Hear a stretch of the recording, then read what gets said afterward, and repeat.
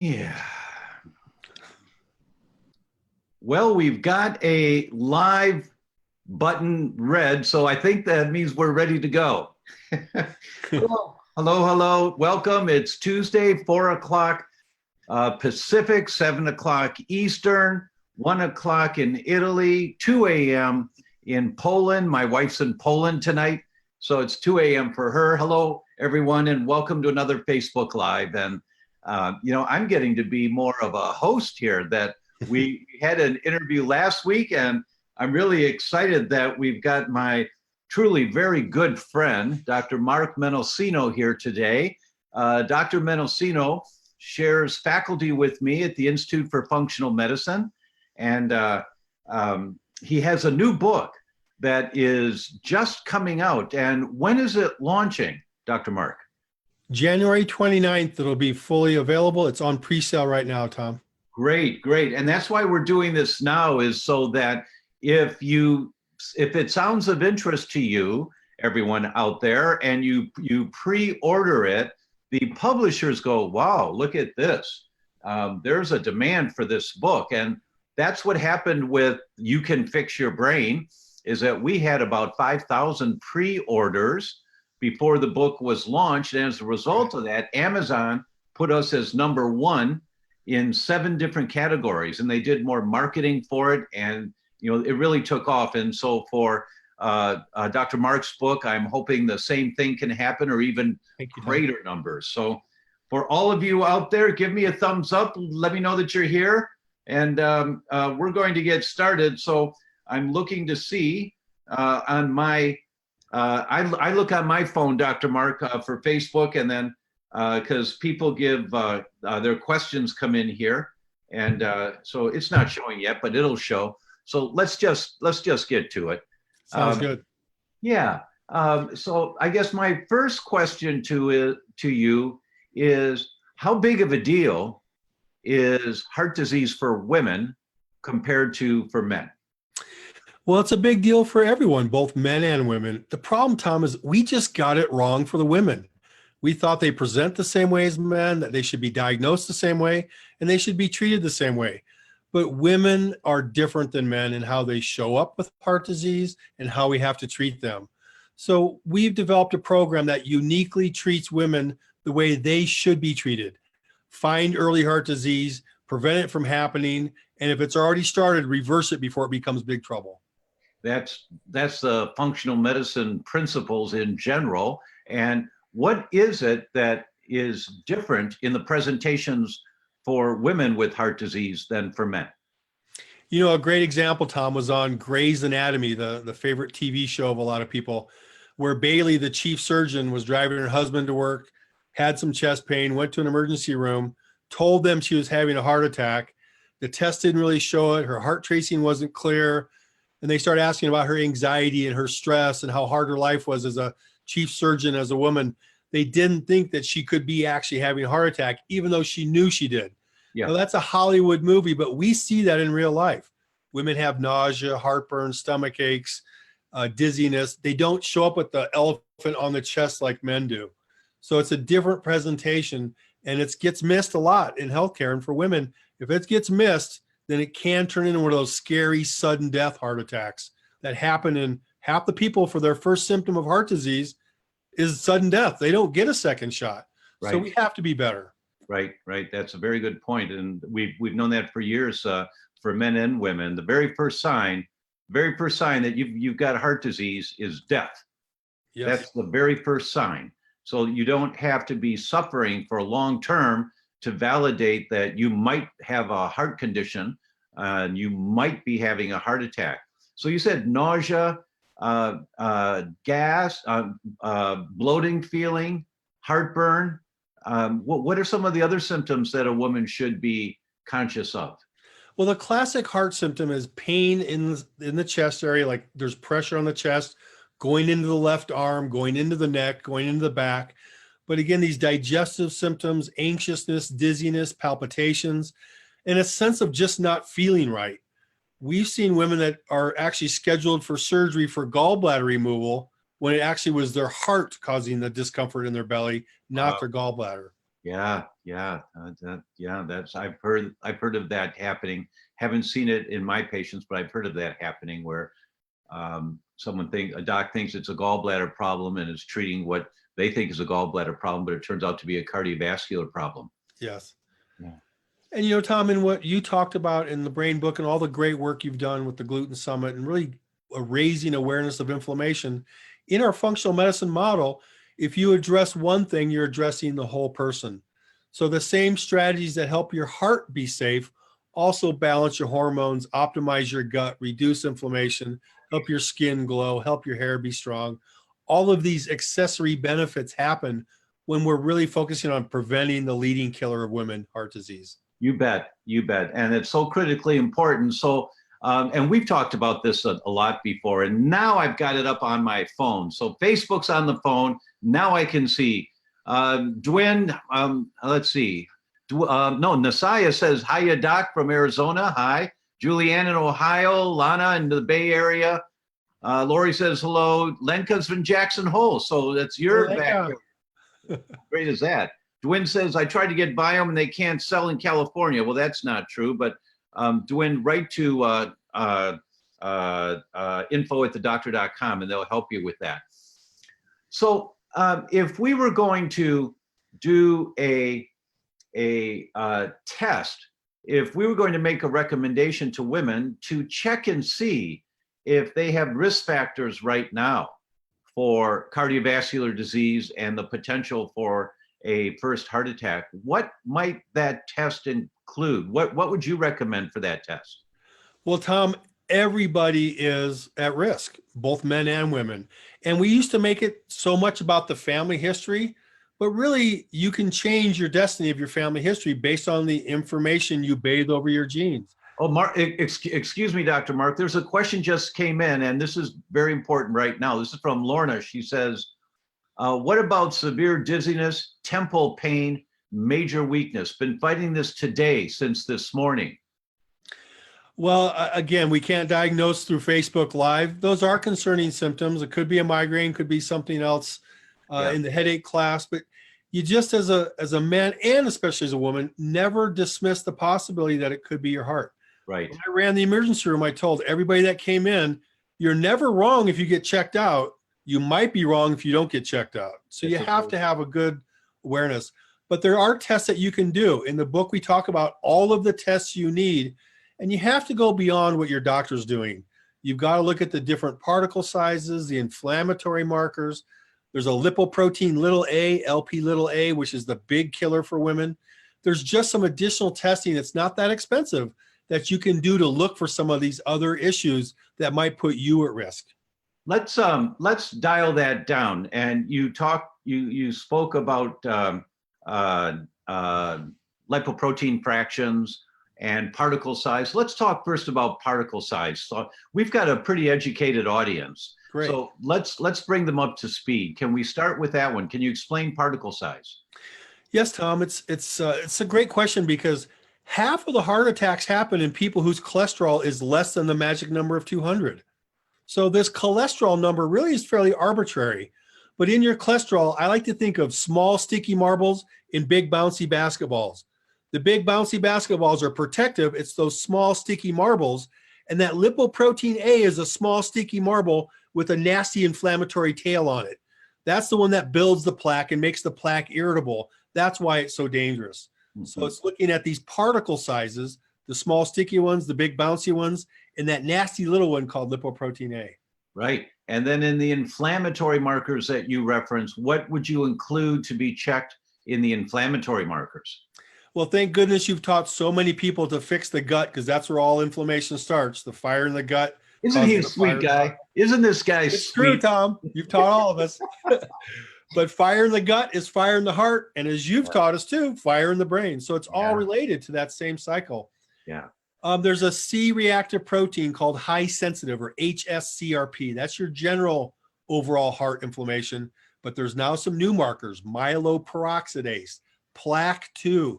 These are even more specific and sensitive. Tom, we think we can identify people at risk in the next 6 months for a heart attack by their blood test that might be more sensitive than a stress test. That's really a remarkable statement, and I agree with you. And I think it's really important that everyone, this is the number one killer in our world today. Who's not at risk? I mean, we're all at risk. So we all should be doing this more comprehensive blood test at least once to see. And if there are no problems with it, then you do it every couple, 3 years, just to make sure you're okay. But so many people, when I make that recommendation and we do the test, we find the sleepers, the ones that feel fine. But, well, you've got an elevated LP little a, Mrs. Patient, or you've got an elevated small dense LDLs, or you've got elevated homocysteine. And this, homocysteine is called the silent killer. And so let's deal with this right now. Well, that homocysteine is not very appreciated, Tom, so I'm glad you brought it up. It's a nasty, toxic protein that chews away at your blood vessels and makes them more likely to want to rupture and have this plaque. Yeah. We all know the story of Jim Fixx, the marathon runner who died with a cholesterol of 180 while being as fit as anyone can be. Unfortunately, many of us know about that woman who goes to yoga every day, has no body fat, has normal cholesterol, looks like she's in great shape, and has a heart attack and dies. And everybody wonders why. That's where these advanced testing can really find who's the canary in the coal mine. Let's not let this happen to them. I think it's so critical that every adult does a more comprehensive cardiovascular test. And in your experience, what's the cost to the person when they get a complete cardiovascular profile? Well, there's really a trifecta that you want to do. You want to get the right blood test and go beyond the health fair and the basic insurance exam testing. Get these additional particles and these inflammatory markers. It's a couple $100. It's not thousands of dollars. The other pearl for women is a stress test for women where they run on the treadmill is a not very sensitive test. They can add an ultrasound called a stress echocardiogram that markedly increases the sensitivity. So if you're an active woman, don't settle for just a stress test. If it's ever ordered, ask for the stress ultrasound or stress echocardiogram. Very, very sensitive, no radiation. Yeah. Good, really good suggestion. So the blood test, I'm just going to stay with this because I want everyone to do this blood test. Everyone needs to do this. So it's a couple $100. And if you have insurance, many of the labs will bill the insurance and you pay like $60.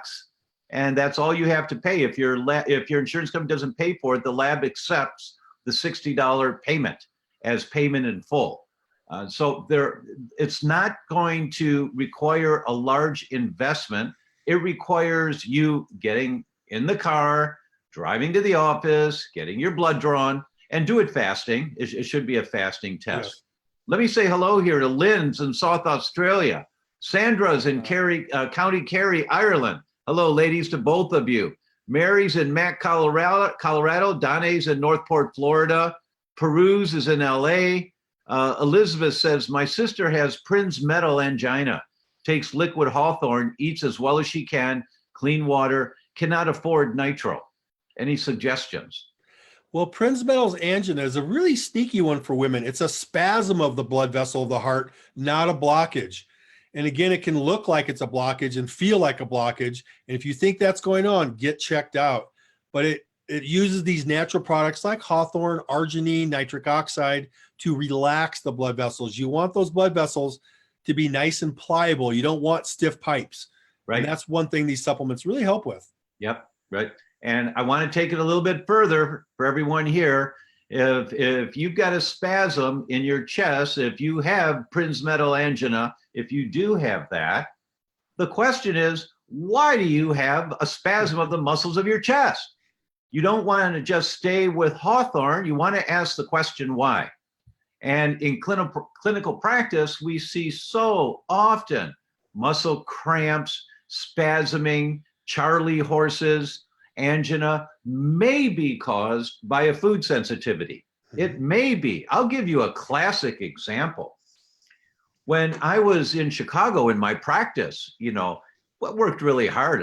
I'd start at 7:30 in the morning, go till 7 at night, took a 2-hour lunch break to go out and exercise and train for triathlons and all that. But it was a 10-hour day with patients. And I'd come home and have dinner. And after dinner, my brain was just done. And I just wanted to sit down, and I would sit down, and what would I do? Multiple times a week, I'd have a pint of Haagen-Dazs ice cream, a pint. And, it's not good for you. You shouldn't do it, right? But I only did honey vanilla because there's no sugar in honey vanilla. That's how I was thinking. That's the stupid thinking that I was doing. Well, it's only honey vanilla. It's naturally flavored, right? So I was doing that kind of a rationale. And I started developing chest pain. And it was pretty strong chest pain. So I went to a friend, a cardiologist, and we ran the batteries of tests. And I scored the highest of anyone had ever scored on their stress test, because I was a triathlete at the time. And he said, Tom, you're fine. You're fine. I can give you nitro, but there's no reason. You're fine. Blood vessels are clear.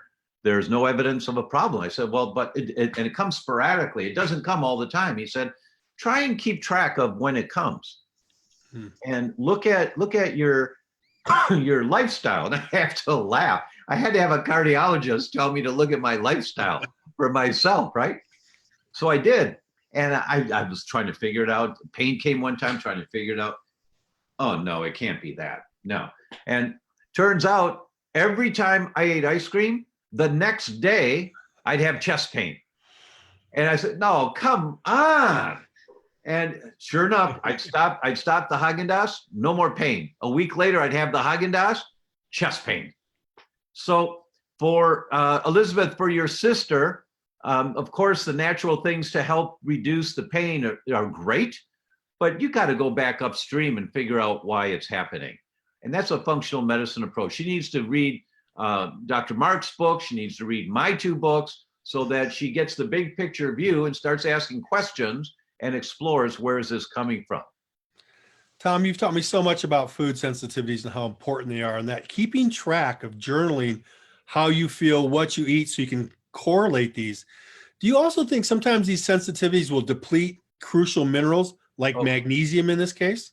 Anytime you have a food sensitivity, you've got inflammation in your gut. And with inflammation in the gut, your gut doesn't function properly, so you don't absorb your nutrients very well. And so the result is you may develop nutrient insufficiencies or deficiencies. That's a really good question, like magnesium perhaps, which can cause muscle cramps, or potassium deficiency could cause muscle cramps. You're right. Well, even the US government admits that up to 60% of us are low in magnesium. So it's not just our good idea. It's something that even the US government realizes is a crucial mineral deficiency causing all those things you're talking about. You bet. And a telltale sign of suggestive of magnesium insufficiencies or deficiencies is a woman is eating chocolate multiple times per week, because chocolate, it has the highest source of any food that I know of magnesium. So it's one of the highest, or as I've heard in the past, the highest source of magnesium. So if people are doing chocolate regularly, it may be for many reasons, but it also may be because your magnesium level is a little low. Yeah. And it's extremely safe to take magnesium. Couple of questions here. Carol asked, I've had high cholesterol and had it for years, 340 with my HDL around 90. I will not take a statin. I've had this for years. Well, Carol, 2 things. First, and then I'll ask Dr. Mark for his opinion. First, get the blood test that we're talking about to see if you have a high number of the particles that plug up your pipes.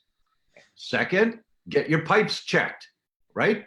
Get a scan done to see if you have calcification in your coronary arteries. If neither of those are a problem, then the question is, why do you have high cholesterol? And as Dr. Mark will elaborate on even more, because he's the go-to guy, LDL cholesterol that we have considered to be the bad cholesterol. It's not the bad cholesterol. It's the raw material that your hormones come from. Estrogen, progesterone, testosterone, thyroid hormone, insulin, melatonin, serotonin, they all come from cholesterol. Why is my liver making more cholesterol? Because most of the statins shut down the liver's ability to make cholesterol. That's how they work. So the question is, why is my liver making cholesterol? It may be you need more hormones. And the most common hormone that most people need more of thus triggering the need for raw material to make the hormone, is the stress hormones. That if there's too much stress in your life and you need the stress hormones, the fight, flight, or fright hormones, your liver's going to make more cholesterol, the LDL cholesterol. Do you guys get this?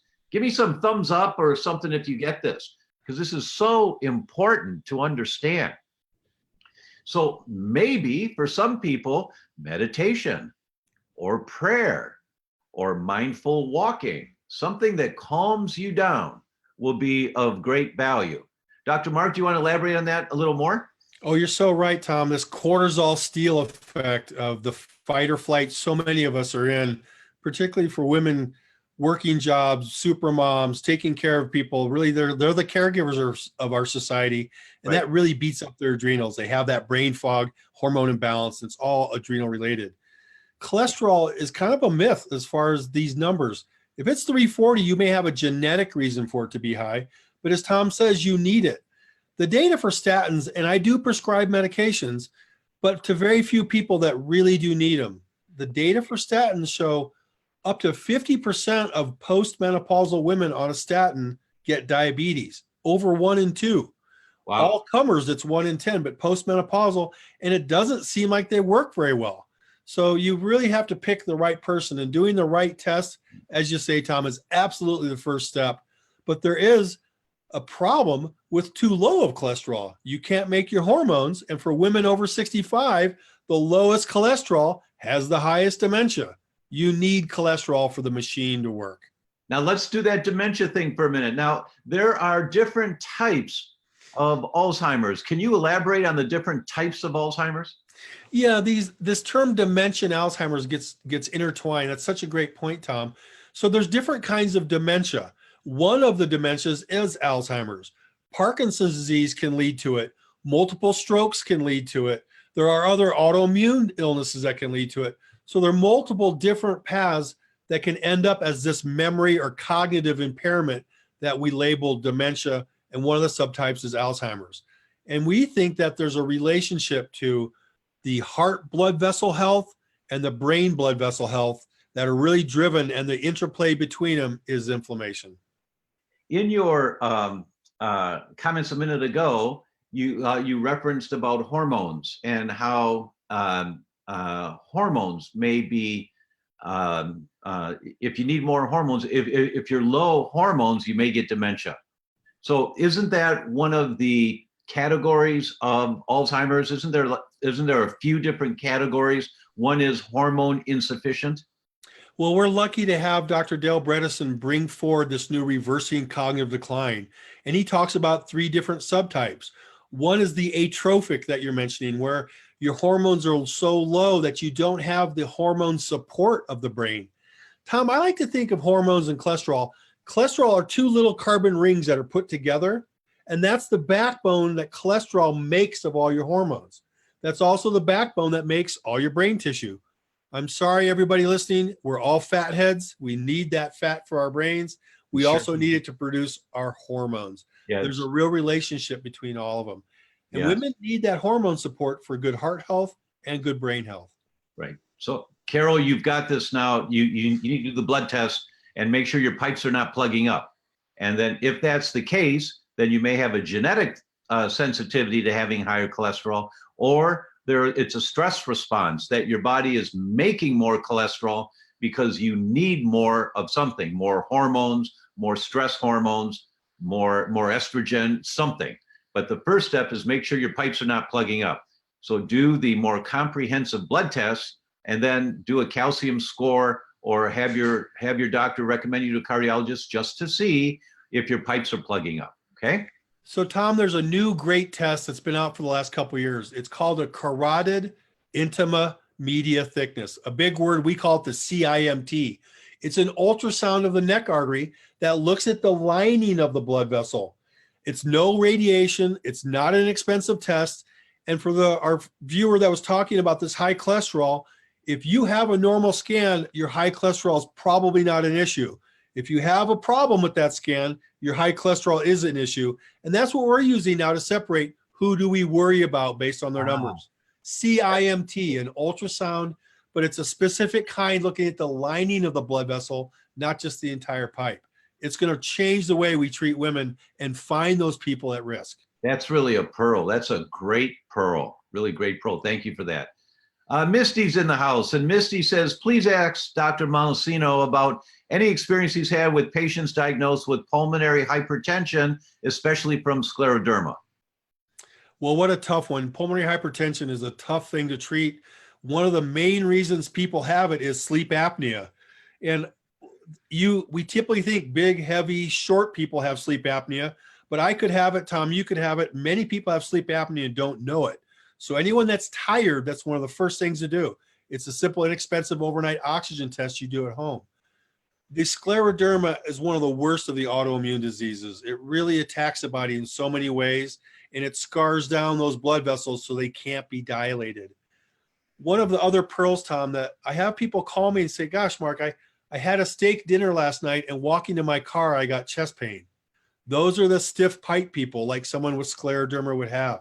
Their blood vessels don't dilate to accommodate that extra fat load of their meal. And I really empathize with our friend with the scleroderma. It's a tough thing in medicine. You know, Tom, your tools of looking at autoimmunity, gut health, reducing inflammation, the cross reactivity, that's the approach I would go down, because medicine doesn't have a lot to offer for scleroderma right now. Yeah, agreed. Annie's here, says hello again from Aussie. Hello, Annie. Sharon's here from Indonesia. Paula says Alaska's in the house. Debbie says, Dr. Tom, what's the test called again? So there's a comprehensive, let's see.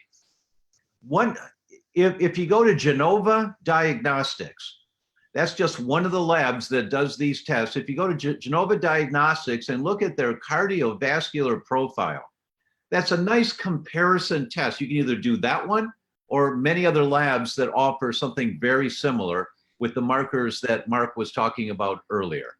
But if you go to Genova, I think it's gdl.org.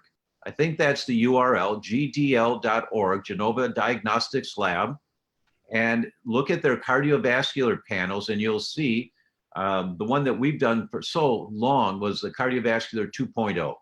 And I started doing that in 1990, and there's more markers now since then, of course, that you can add, but it gives you a sense of what you want included. And I'm sure, Dr. Mark, in your book, you said that you've got this all outlined in the book. Yes, you know, most people come in with the 4 basic markers: a total cholesterol, the bad LDL, the good HDL, and a triglyceride. Our panel has 27 different markers. Right. It's just a more personalized look at what is going on with you and how do we protect you and find your risk. You just got to look. Is there a lab that put this together for you, the 27 markers, and is there a name to that test? You know, there are multiple companies that are doing it. It's called a lipid fractionation test.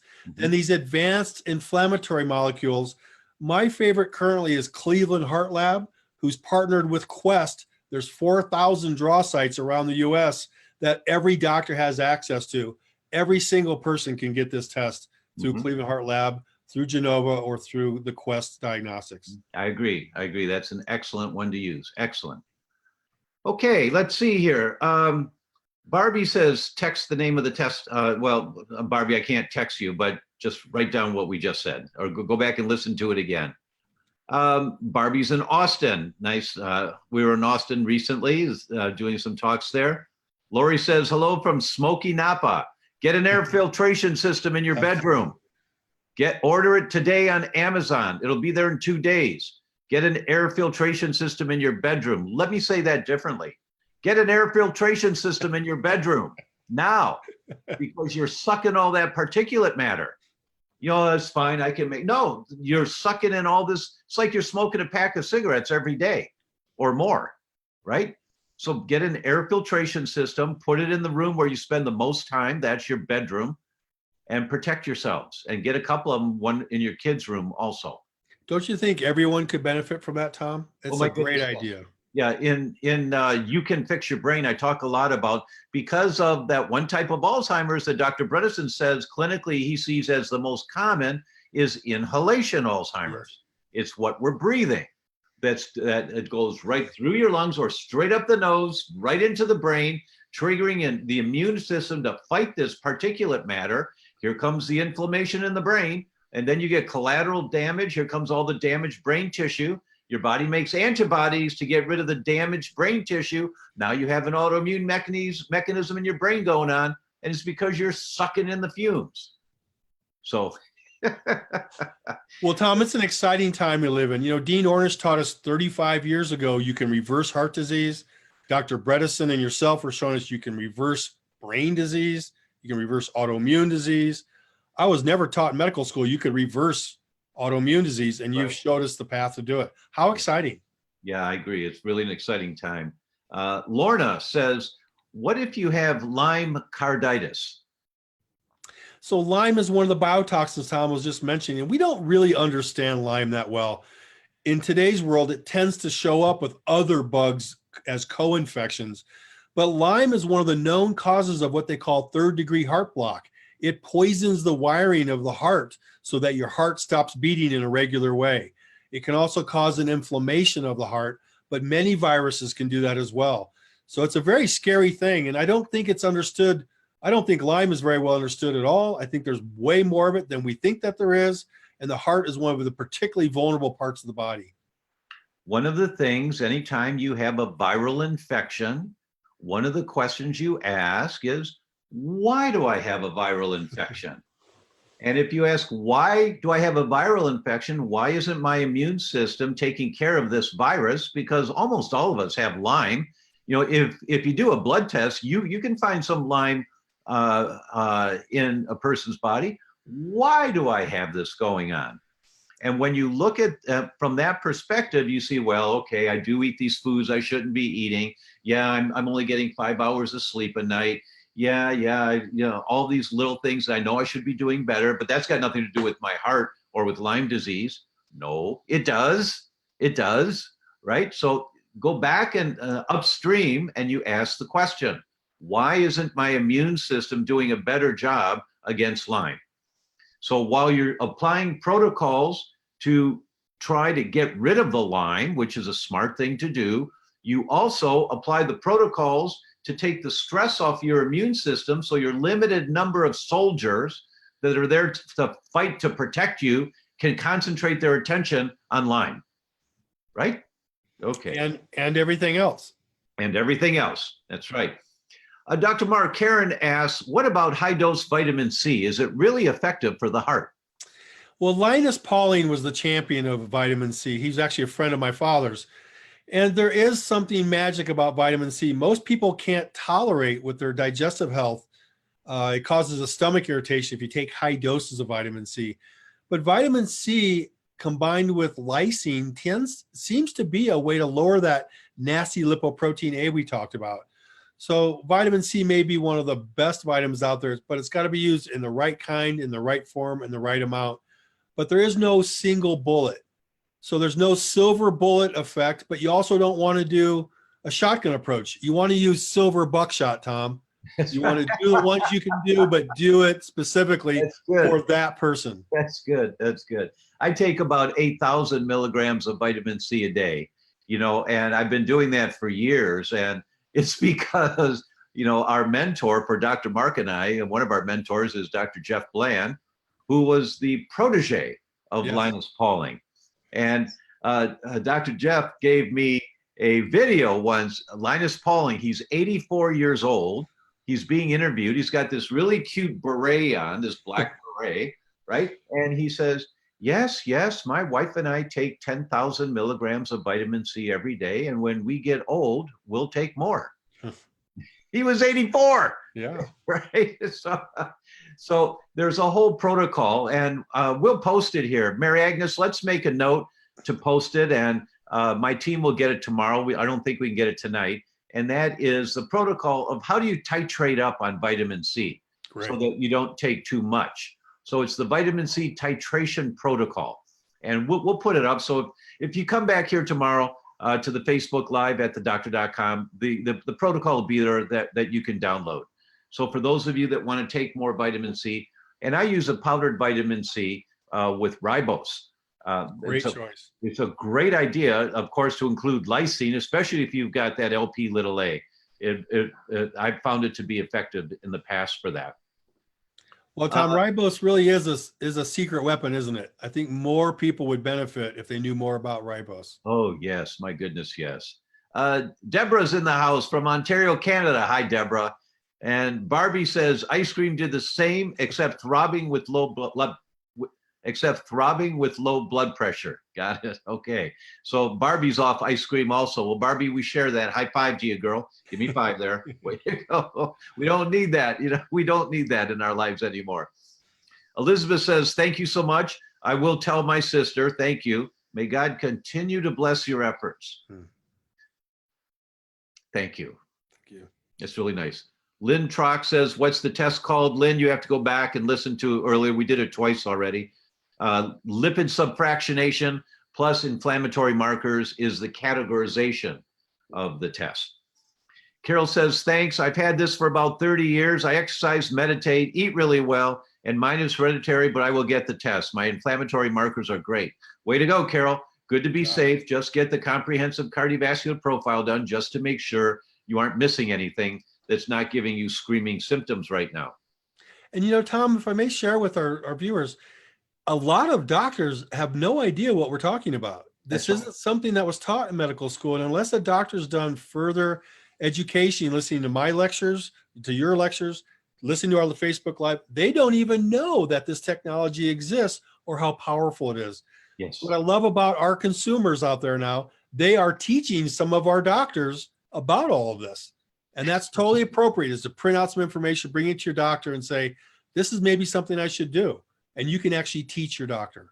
You know what? I fully agree with you. And I would suggest when you do that, go there with kindness. Yes. Don't be nice, be kind. And what's the difference? Nice is, oh, I don't want to make any waves. I don't want to offend anybody. Kind is being authentic with compassion. And so if you walk into your doctor's office and you say, there's no way that you can know everything. And I know that, I don't expect you to know everything, but would you look into this test for me and then hand them the information? That way you bring them in as an ally.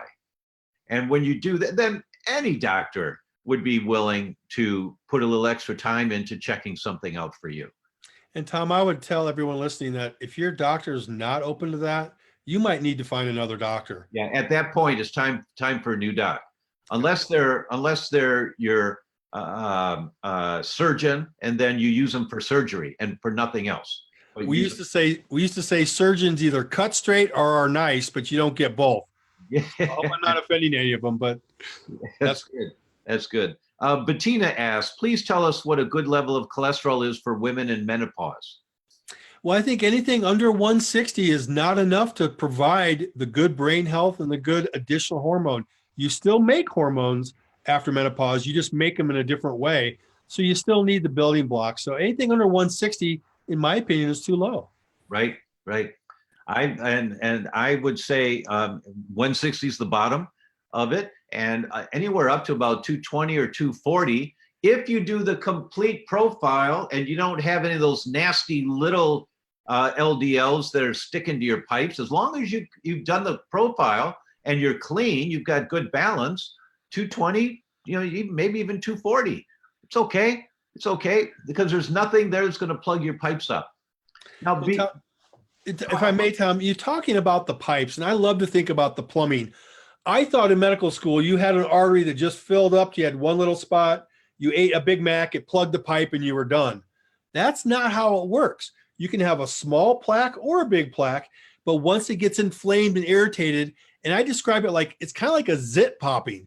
When that zit pops, all this inflammatory stuff comes out and kicks off this cascade that leads to blockage.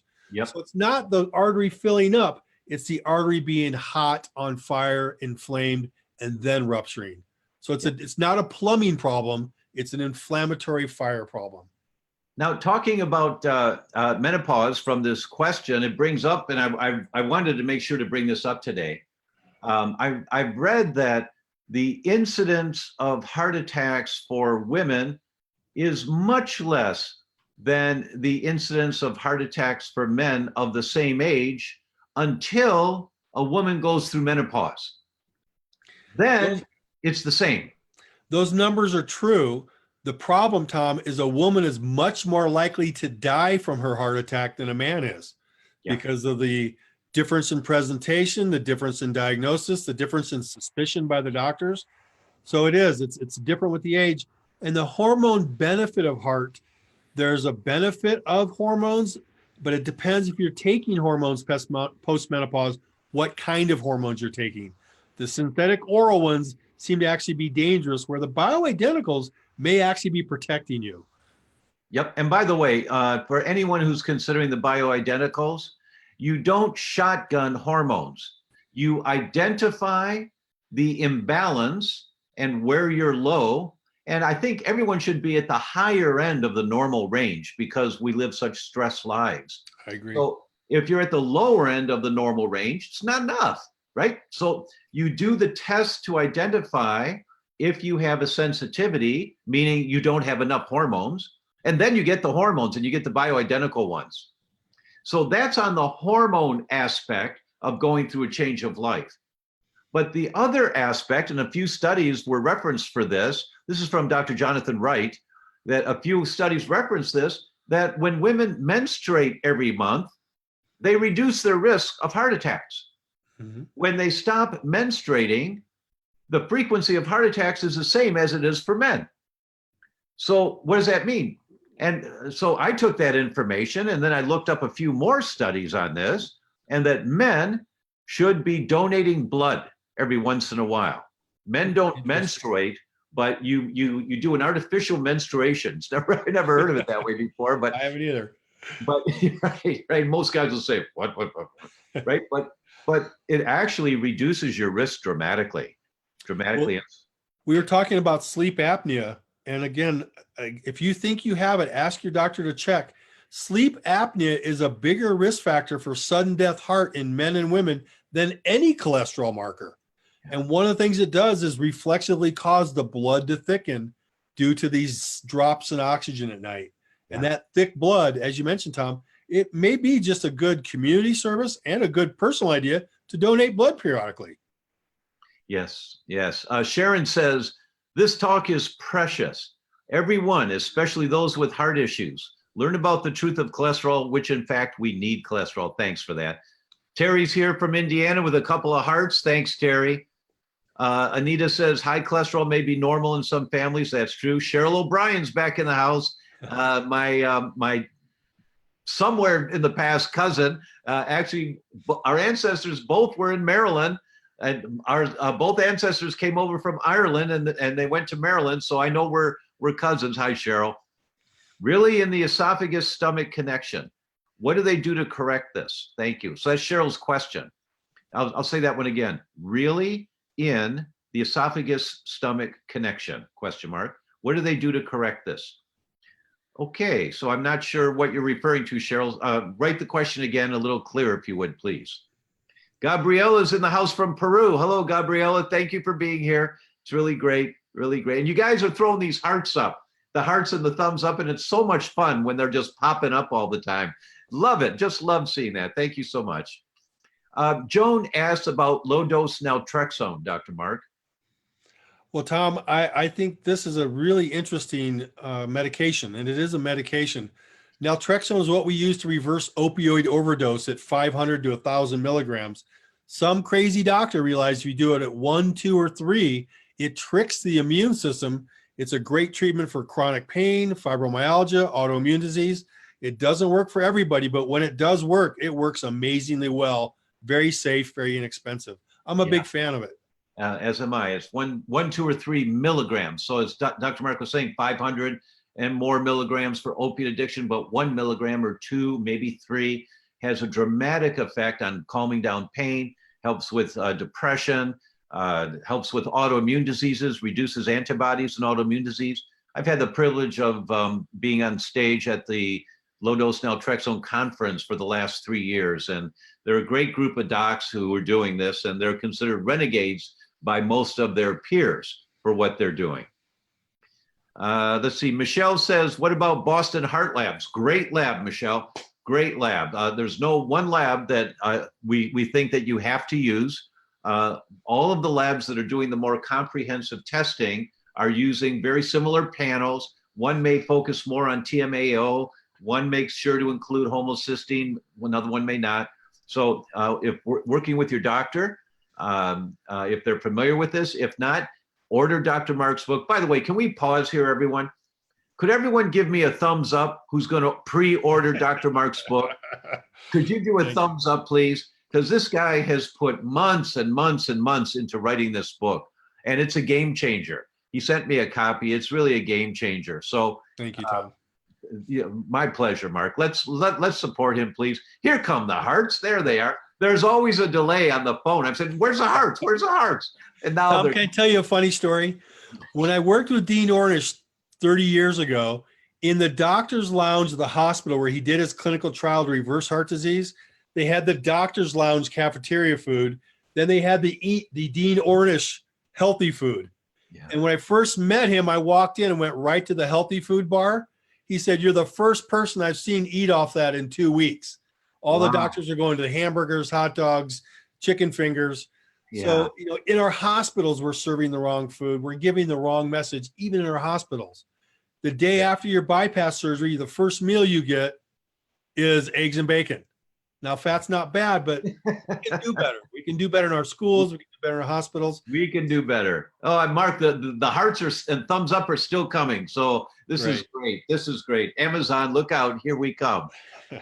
Julianne says, "I had a partial thyroidectomy in 2005 on no meds, have had many symptoms of thyroid disease, and doctors all say I'm in the normal range.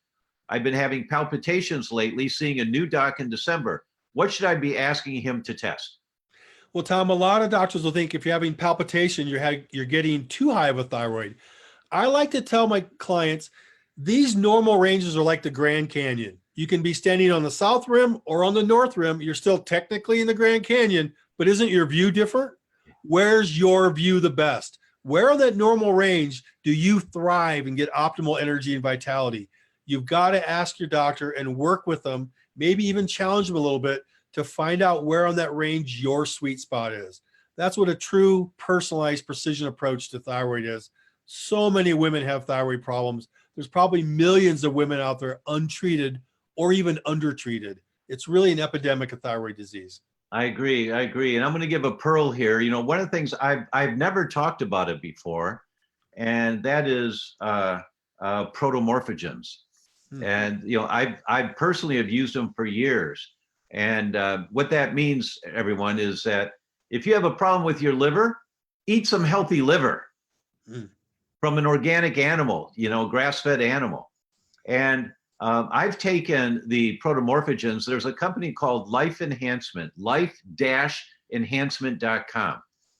And I've been taking their Thyroplex for men and their male for, because I talked to Dr. Wright about it, maybe 15 to 20 years ago. That's why I'm 67 and I've got a young wife, right? Is because my circuits are still working pretty good, right? And so to get your thyroid functioning better, I would suggest you try a couple of bottles of Thyroplex for women and just try it and follow the dosing on the bottle and look at how you're functioning in 3-4 weeks. And it's Thyroplex for women has some thyroid tissue in it, some glandular tissue. It's New Zealand beef. There's never been a case of mad cow in New Zealand because the veterinarians there have to write a prescription for any medications, including antibiotics.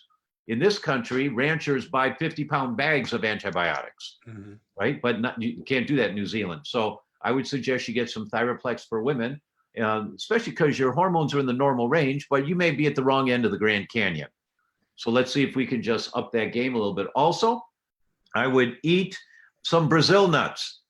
I'd have 4 or 5 Brazil nuts a day. They're the highest source of selenium that I know of. And selenium is the mineral that helps your thyroid hormones work better. So just get some organic Brazil nuts and have 4 or 5 Brazil nuts every day. And between that, just see if that doesn't help.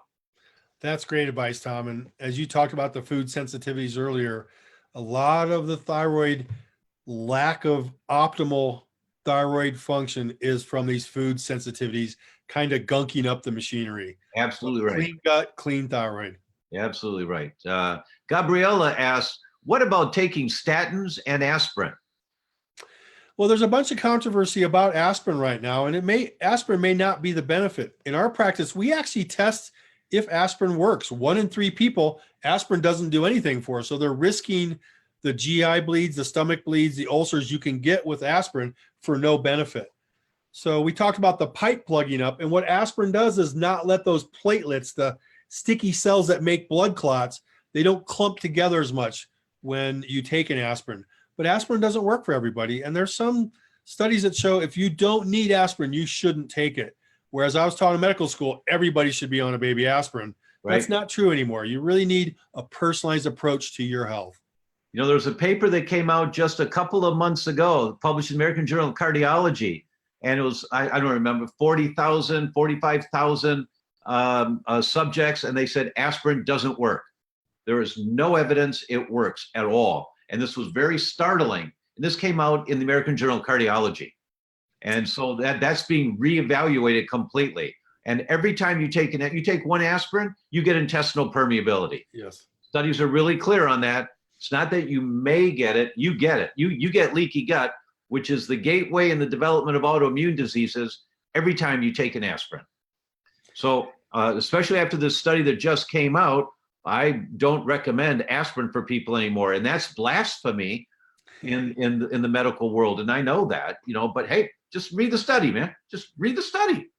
Well, it's only one study. It's 45,000 people. And it's in the American Journal of Cardiology, right? So yeah, it was a good study, Tom. And the only one that should really be taking an aspirin is someone with known heart disease that's had a heart attack or has a cardiac stent. Those people do benefit from aspirin, but all comers, it's great that you're pointing out there are these kind of mass assumptions we made in medicine that we're now finding are just plain wrong. Yeah. And so we put a lot of people at risk for no benefit, and that's just not right. Yeah, agreed. Lorna asks, what doctor can I see for this? That's a really good question, Lorna. And so you can go to functionalmedicine.org. That's the Institute for Functional Medicine that Mark and I are in faculty for. You can go there and look for find a certified practitioner. And the doctors who are certified, because some doctors will take one weekend course and they market themselves as a functional medicine doctor. And that's, there's different levels of education. If they're certified, they spend at least 3.5 years studying, and they passed a very rigorous test.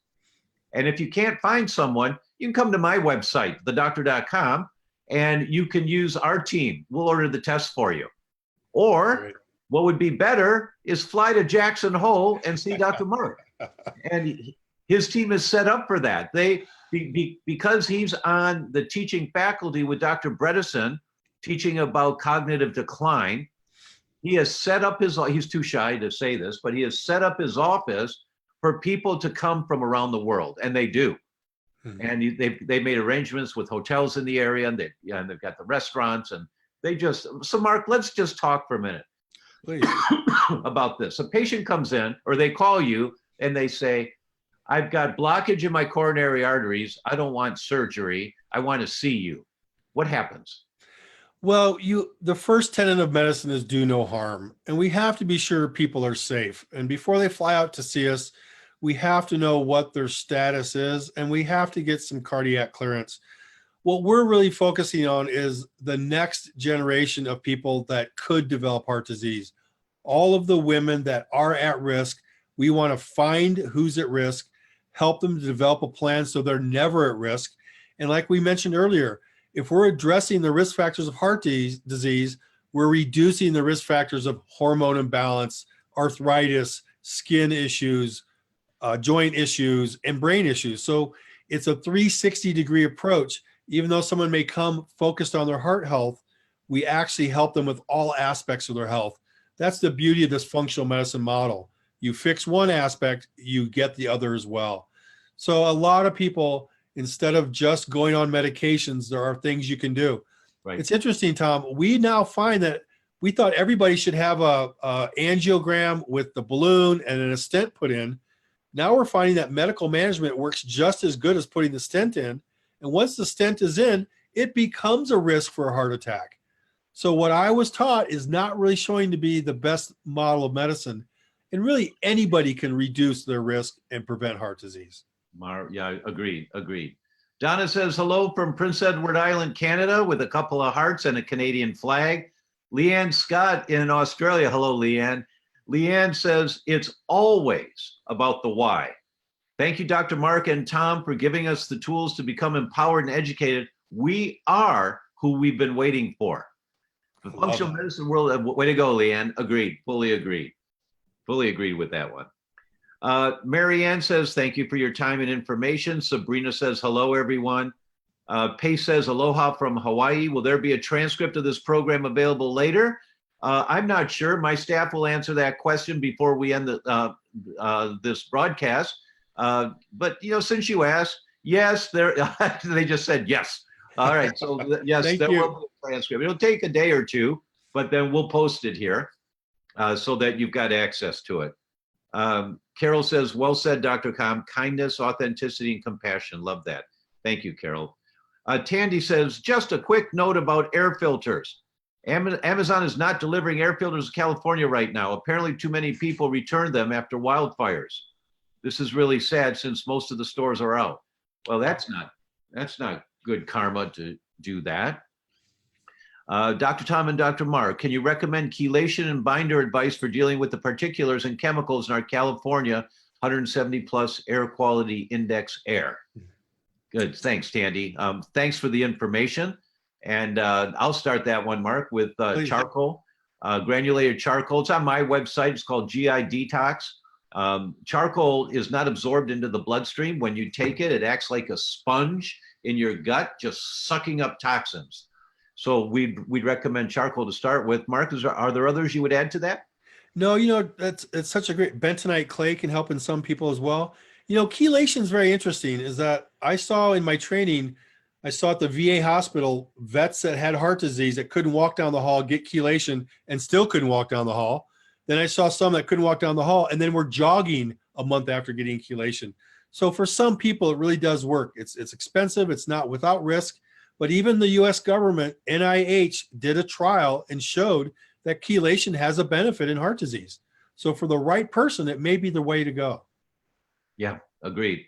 My team has said, yes, we will do the transcript. We do guests, sending it out on Thanksgiving Day. They have to be on the list.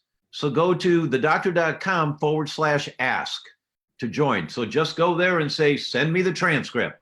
Thank you, team. Yes, exactly.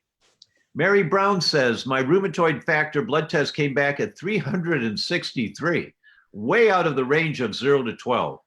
I can't get this inflammatory number down despite being on a good diet. Now I'm experiencing high blood pressure, palpitations, and I had an abnormal EKG last week.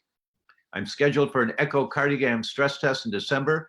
Can this level of inflammation damage my heart, and how can I reduce it? Please help. Well, Tom, we know that if you have positive autoimmune markers, your risk for heart disease is 10 to 15 times higher. Yeah. So there's a real relationship of autoimmune disease and heart disease. And the medications they use for autoimmune disease, the monoclonal antibody inhibiting drugs, the very expensive ones that are particularly dangerous in some people, they actually do reduce your cholesterol and your heart risk.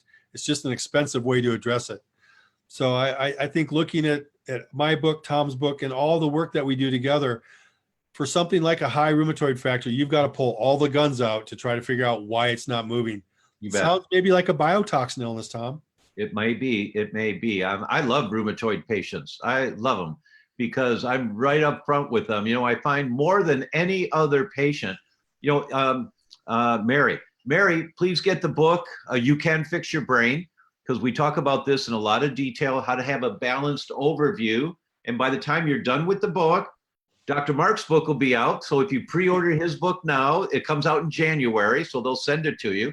So you do my book for the big picture concept, and his book will dial down on the heart.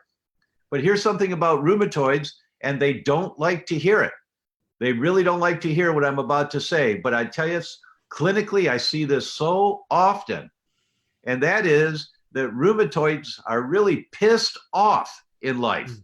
There's something that they're really angry about, And that emotional, those hormones are causing so much inflammation in their body. And so you have to deal with the emotional side of the pyramid of health, along with the biochemistry, food allergies, air filtration, breathing bad air, along with the electromagnetic, get the alarm clocks away from your bed, turn the wireless off at night, don't put a cell phone to your head, you use clips. There's a lot to learn, Mary, but you have to identify, because you're on fire.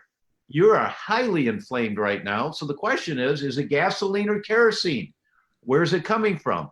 Is it emotional or biochemical or electromagnetic or structural, or more likely a combination of them? And so if you're willing to look, if you're willing to do the deep dive, it's a functional medicine practitioner should be able to help you with this. But be cautious about anyone that says, oh yeah, just take this and you'll be fine. So Tom, just today I got the lab report from one of my clients that was diagnosed with rheumatoid arthritis 5 years ago. She came to see me, but she wasn't ready to get better. So she went to many different doctors, many different world famous clinics, many rheumatologists, and nothing worked for her. We put her through the program that you and I do together. Her rheumatoid factor is gone. She also had Hashimoto's. Her antibodies are almost normal as well. She's never felt this good. She's off all of her medicines. And she wishes she had started when we first did. But people come when they're ready. And you've got to be ready to do the self-care that it takes to really get better. Exactly. Rodica says, I love your show. Oh, thank you. Thank you.